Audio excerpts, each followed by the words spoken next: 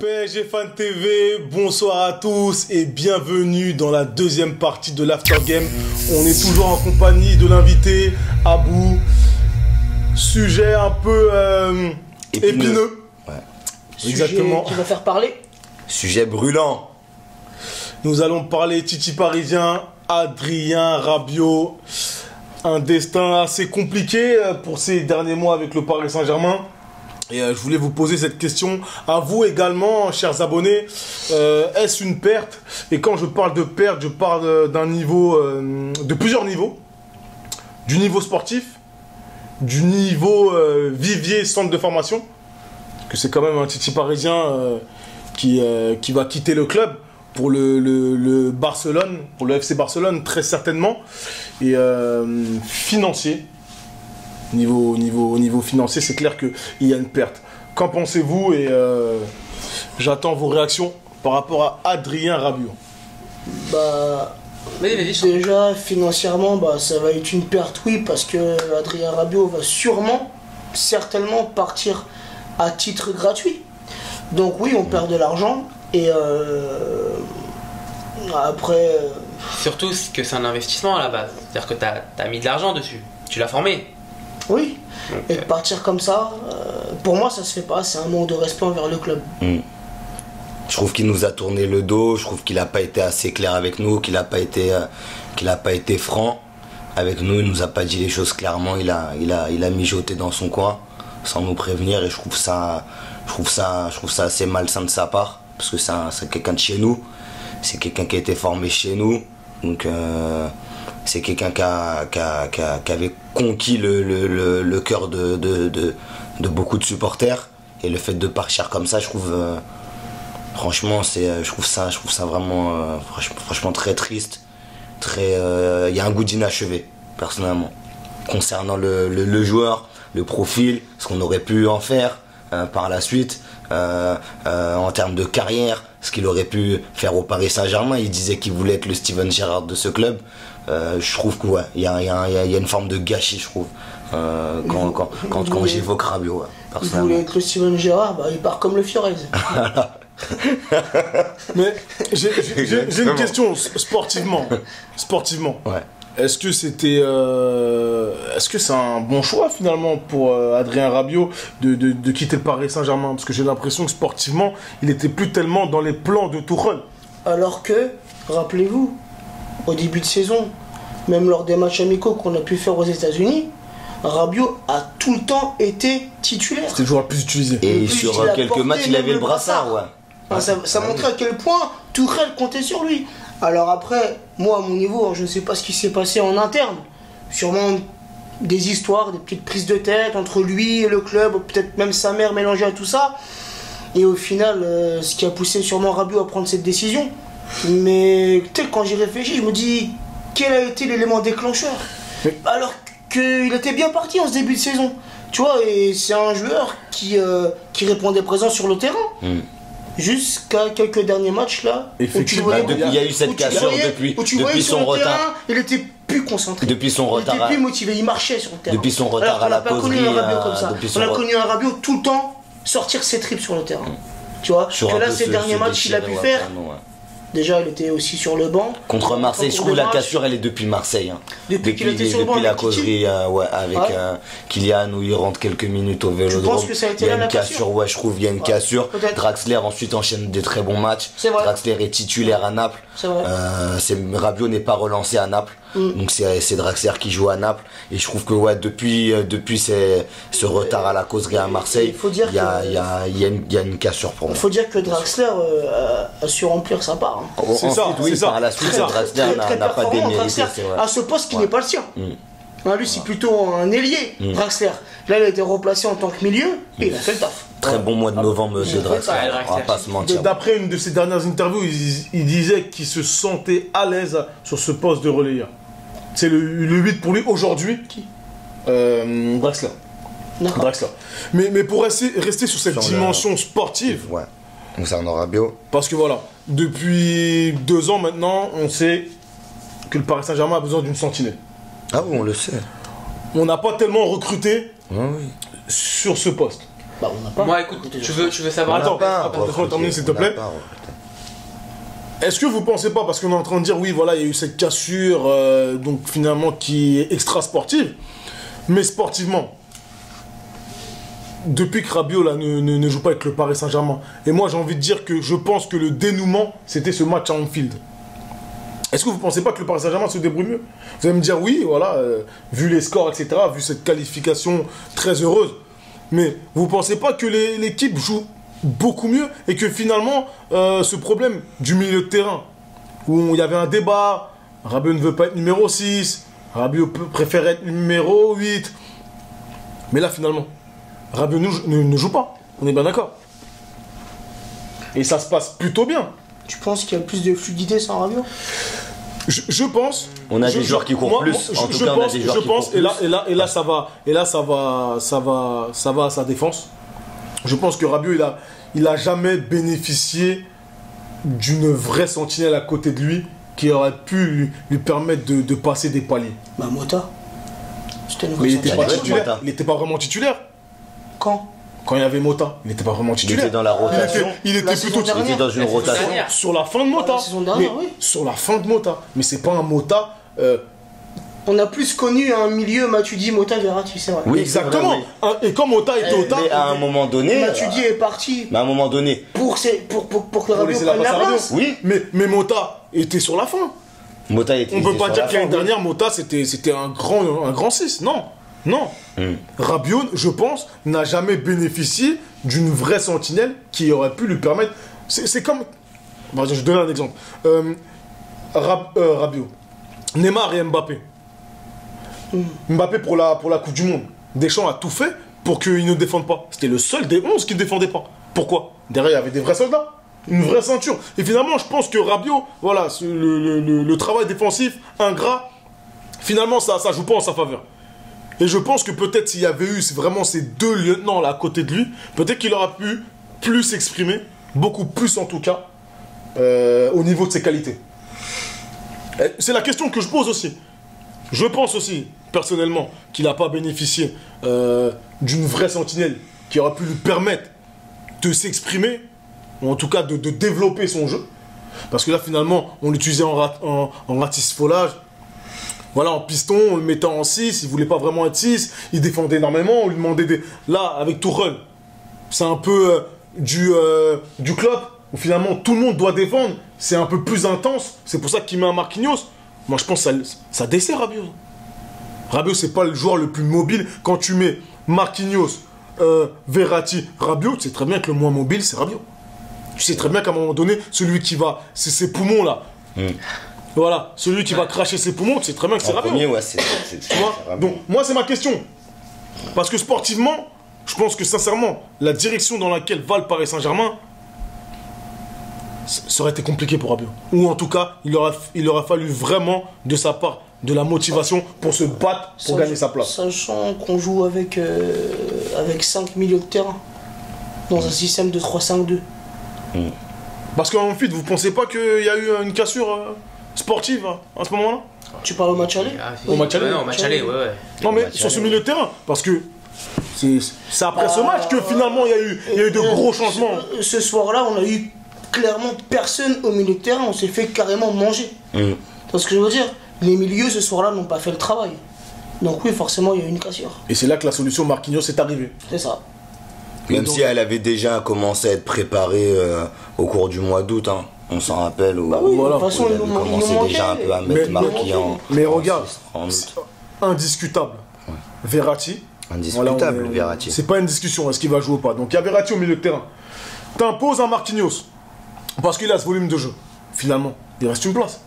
Je te parle dans ses postes réels de relayeur et pas des liés à la Bernat ou. Ouais, dans le cœur du jeu. Voilà, j'ai dans le cœur compris, du ouais. jeu. Donc finalement, t'as Draxler, t'as Rabiot, Tu peux mettre Di Maria aussi. tu veux mettre Di Maria. Tu peux mettre Di Maria. Ouais. Tu peux mettre Di Maria. Comme un Nkunku, qui Nkunku. peut évoluer Oui. aussi en Ouais, relayeur. ouais, C'est ça, exactement, c'est vrai, exactement, exact. Donc, on a vu un Draxler énorme, comme tu l'as dit, à Naples. Donc finalement, moi je pensais après ce match que ça allait être toujours ce milieu de terrain. Finalement, il n'a pas mis Draxler au parc face à Liverpool. Et c'était aussi magique. Et Rabiot n'a pas été dans ces matchs. Rabiot était là sur le match à domicile contre Naples de partout. Prestation catastrophique. Compliqué, hein. Alan, Compliqué, catastrophique. Ne courait pas assez, pas de repli, beaucoup de nonchalance. Tourelle, tu l'as dit, il s'inspire de Klopp. Il y a un peu de la fibre de Klopp en lui. Et Tourelle, il aime les joueurs qui courent, tout simplement. Et quand tu donnes pas assez, forcément, un autre joueur est testé. Et d'autant plus avec Tourelle qui n'existe pas déjà en Ligue 1 à bousculer ses compositions match après match. En Ligue des Champions, quand tu lui fais ça, tout Adrien Rabiot que tu es, quand tu lui fais ça, mais c'est encore... Pour lui, c'est une bénédiction. C'est-à-dire, bah ok, toi je sais que Ligue des Champions, tu seras pas avec moi. Donc je mets quelqu'un d'autre.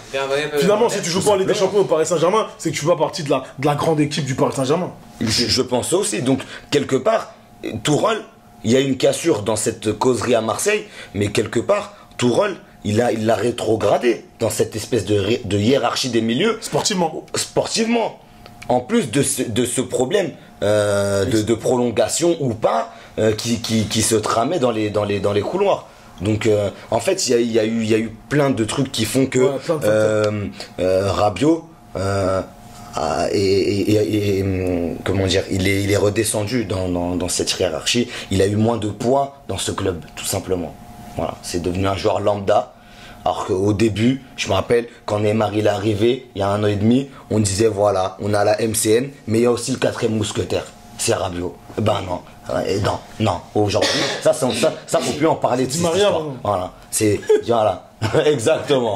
Alors, même si ça me prend le cœur de le dire, oui, c'est lui, c'est Di Maria. Après, c'est normal qu'un entraîneur veut des joueurs qui se donnent sur le terrain, c'est normal. C'est normal. Qui reviennent il y a un club à respecter, il y a une institution. Il y a des gens comme nous qui payent des abonnements, voilà. qui on veut voir du tous les mois, chaque année, mais des grosses sommes. Il y a des supporters, ils font des déplacements. C'est ça. Faut les honorer, il faut les respecter. Qui fonctionne, et on l'a vu sur les 2 derniers matchs de Ligue des Champions, c'est on attaque ensemble et on défend ensemble. Tout le monde fournit les efforts offensifs et défensifs. C'est plus facile comme tu veux marcher sur le terrain, tu vas sur le banc, t'es pas content. En fait, on veut pas de princesse en fait. Et surtout, surtout, pour revenir au fait, dans la première partie où je disais Tourelle est écouté, les joueurs ils ont enfin compris, je crois sur ces 6 premiers mois là, 2018-2019, ils ont enfin compris qu'en Ligue des Champions, les physionomies de match sont totalement différentes des physionomies de match de Ligue 1. Quand tu joues Naples, quand tu joues Liverpool, tu joues pas à Amiens, tu joues pas à Guingamp, tu joues pas à Rennes. Mais pour rester sur Rabiot. Voilà. Ok, on est déçus pour la plupart. J'ai commencé à être déçu plus ou moins déjà l'année dernière face au Real, les gars. Moi, je vous rappelais pas de sa prestation face au Real, les gars, j'ai l'impression, au parc. Au parc. Ah, catastrophique aussi. Ah oui, frère. Catastrophique déjà au mois de mars. Déjà, catastrophique. Déjà Rabiot, j'étais là, tu vois. Ouais, c'est vrai. Parce que j'ai envie de me concentrer sur le côté sportif. Parce que c'est vrai qu'il y en a beaucoup qui c'est ça quand même qui est le plus important. Donc, voilà, je pense. Il faut parler sportivement en réalité. C'est tout ce qui nous intéresse, nous, en tant que supporters, finalement. On peut parler des chiffres, des transferts, etc. Voilà, ça ne nous concerne pas tellement. C'est dommage que le club ne récupère pas sur l'investissement, ça c'est sûr. Parce que là, le joueur il a une valeur marchande quand même, et on ne peut pas négliger ce fait-là. Ouais. Non, c'est important aussi parce que si tu as un grand club, ton joueur n'a pas à gérer la manière comme ça. Enfin, je m'explique. Oui. Tu vois ce que je veux dire? Aujourd'hui, Rabiot ne rentre plus dans le projet sportif du coach. Je veux bien. D'accord? Donc la solution c'est quoi? C'est un transfert. Là, il est d'accord, et du coup le club plus ou moins aussi. D'accord? À ce moment-là, ce que tu fais, bah, c'est tu demandes à être transféré et tu vois avec ton club comment ça se fait. Tu fais croire que tu vas ou te faire vendre à un gros prix, entre guillemets, ou alors que tu vas renouveler pour laisser des outils à ton club de récupérer de l'argent. Apparemment, il avait demandé à être sur la liste des transferts en l'été dernier, là, 2018. Le Paris Saint-Germain a refusé. Étant confiant sur le fait qu'ils allaient le prolonger à un moment donné dans la saison, au cours de cette saison, et pourquoi pas le vendre quelques années plus tard. Finalement, ça s'est Il pas a passé comme ça. proposé ou il l'a clairement dit? Non, apparemment, il a clairement dit. C'est sur une interview on a vu sa représentante le dire en interview. Tu vois, on dit clairement. Quand on a parlé d'Antero et Enrique. Et voilà, il y a eu un refus du Paris Saint-Germain. Mais clairement. Après, moi. Alors j'en veux au club. Alors. Quand tu réfléchis bien, Non, ce dossier.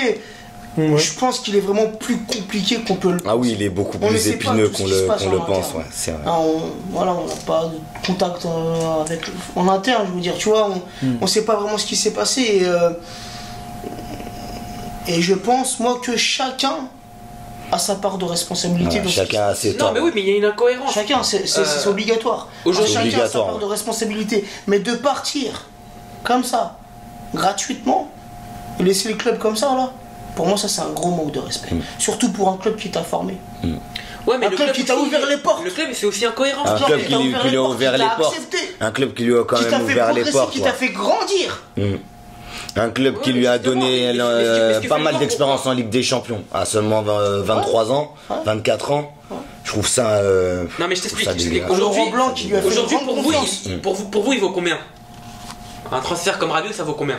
25, 30. Pour moi aujourd'hui, 25, 30, 35, Les pas gars, ça plus. vaut plus même. Je vous explique pourquoi. Parce qu'on parle d'un joueur de 24 ans qui a 50 matchs de Ligue des Champions à son actif, les gars. Je crois qu'il a raison, Momo.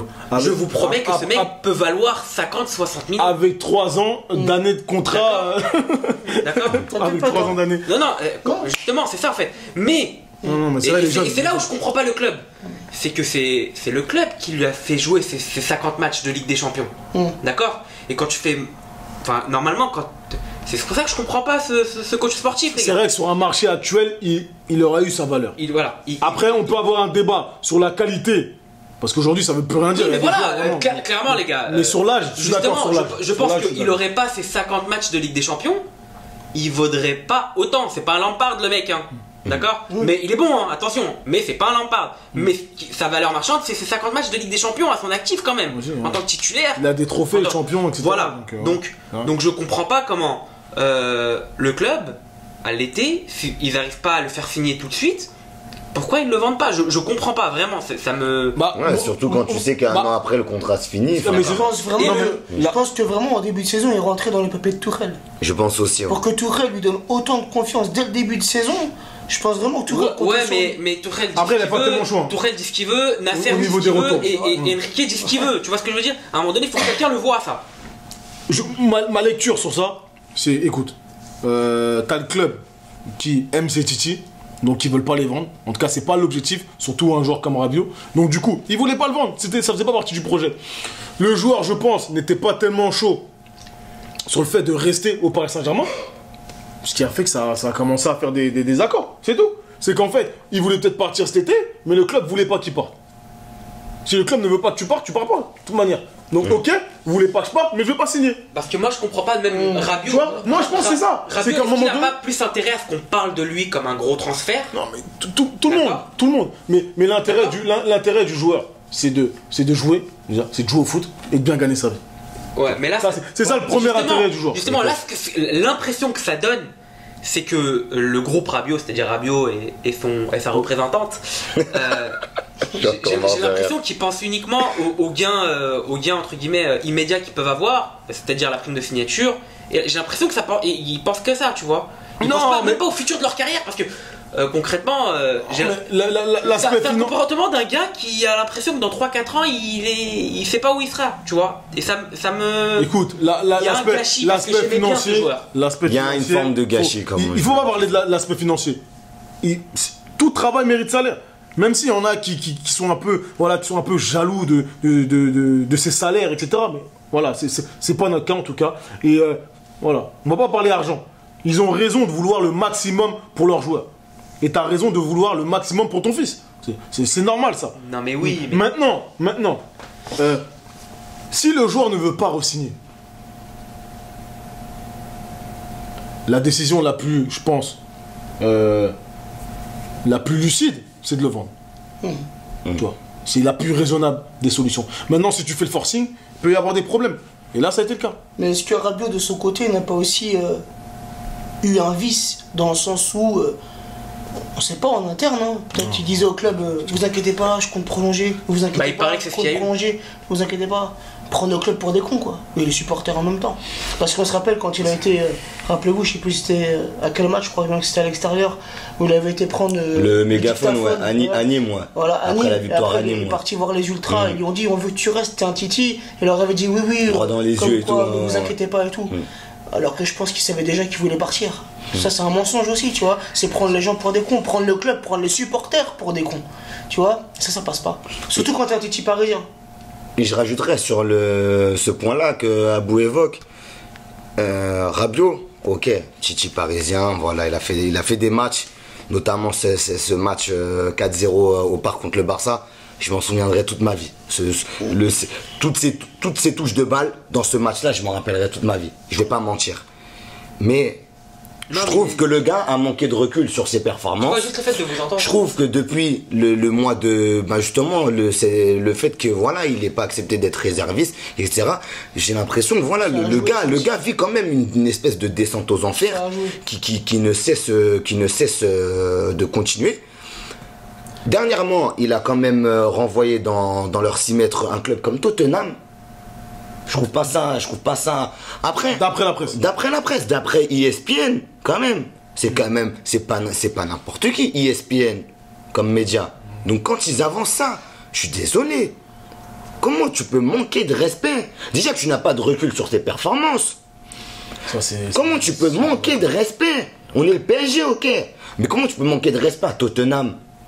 Un club aussi sain. Je rappelle, Tottenham, c'est 150 ans de club. Voilà. Je crois, il y a 2 Europa League. Alors ok, les supporters d'Arsenal, ils les négligent, ils leur marchent dessus, ils leur font comprendre que ce sont des merdes. Mais pour moi, les supporters de Tottenham, c'était pas un club de merde. C'est un club qui a une histoire. Mais si Quand tu es Adrien Rabiot seulement, hein, qui a 275 matchs de Ligue 1 dans les jambes, 6 sélections en équipe de France, hein, 50 matchs de Ligue des Champions dans les jambes, tu te permets de parler comme ça de Tottenham? Mais pour qui tu te prends? Pour tout le respect que j'ai pour... Ça veut dire déjà le mec, est-ce qu'il a une culture foot? Quand tu parles comme ça de Tottenham. Après, si on part de l'hypothèse qu'il a Je manqué dis pas de que respect au Tottenham Paris c'est le plus Saint-Germain, grand club du monde, je dis pas que Tottenham c'est comme le Real Madrid, mais un minimum de respect quand même. mais si on part de l'hypothèse, Non, c'est pas qu'il a manqué de assez respect au fort pour Paris moi, Saint-Germain, c'est pas assez il peut grand pour manquer moi, de ça manque respect de à niveau. Tottenham ou à n'importe Ça quel manque club. de niveau. Respect à ton club de Ça cœur, manque de tu vois. niveau, oui, bah oui, ça manque de niveau. Qu'est-ce qui se passe? Il a vu qu'il avait pas le cardio contre Naples, alors il a perdu le la débat, c'est première pas ligne. Tottenham. C'est Le débat, quoi? c'est pas C'est quoi Tottenham. l'histoire? Tout à l'heure, t'as dit que le Bah problème, non, c'est pas l'argent, on devrait pas, c'est normal que. Mais ce qu'on oublie de dire, et c'est là où justement il y a quand même une incohérence dans tout ce qu'il fait. Mais oui, il y a de la cohérence. Il a refusé une prolongation. Hein. Ah oui, il a ça refusé c'est, il en a une refusé prolongation. une, ça on le sait, ouais. Salaire. Plusieurs fois. Ça on le sait. Voilà.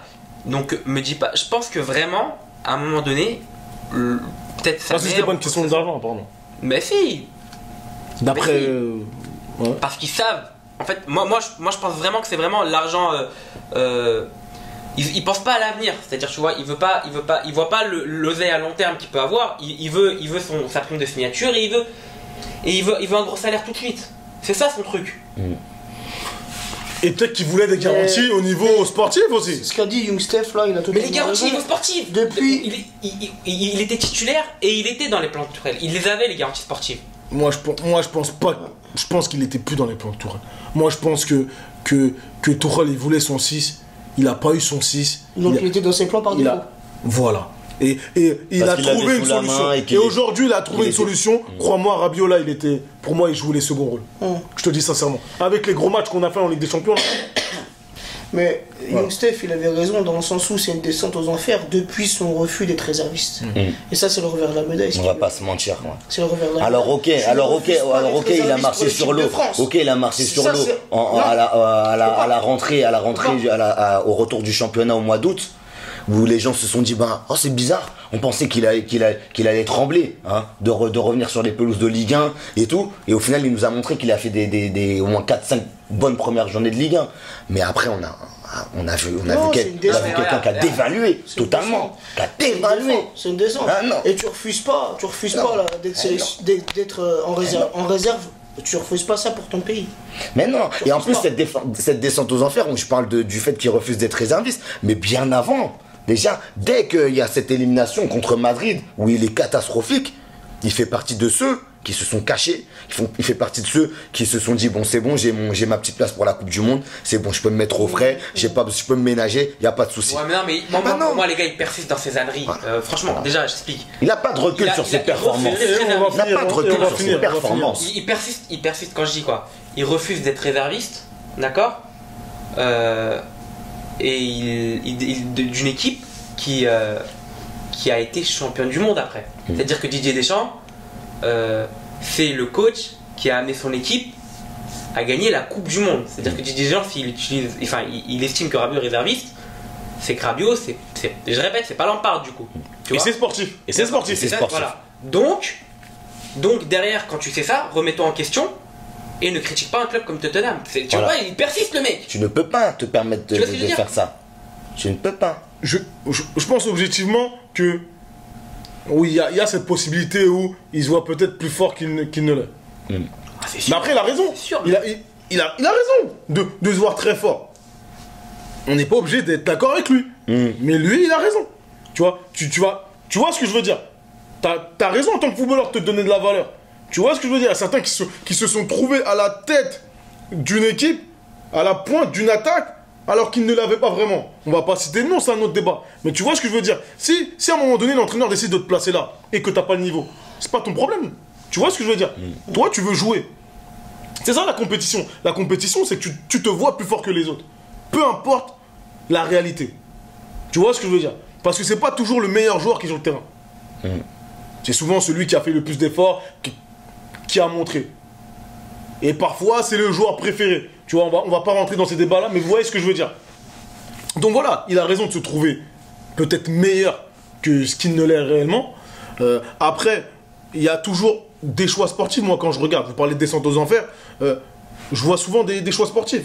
Il a été réserviste, pourquoi? Parce que Deschamps c'est un choix de l'entraîneur. A estimé que voilà, il y avait des meilleurs joueurs. À un moment donné, à Paris, il y a eu certes cette mauvaise gestion contractuelle, mais à un moment donné, sportivement, on a bien vu. Tu vois, même mathématiquement, tu vois, il a été là à un moment donné. Et puis il a disparu des radars. Voilà. Et puis il l'a mis sur le banc.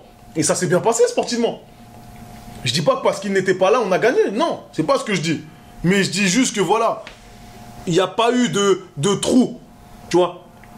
Le fait qu'il soit sur le banc, on n'a pas dit... Qu'est-ce qu'on va faire quoi? On n'a pas senti le manque perdu, d'un Rabiot. Exactement. Comme on peut ressentir le manque de Verratti quand il est blessé ou quand il est suspendu. Donc c'est ça.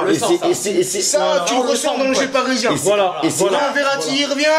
Et c'est là que justement, pourquoi on en arrive pourquoi on en arrive à ce débat-là? Pourquoi on en arrive à ce débat-là, vous et moi, où on est en train de se dire qu'au final, Rabiot, quand il a disparu des radars, on a senti qu'au final, il n'était pas si indispensable à cette équipe.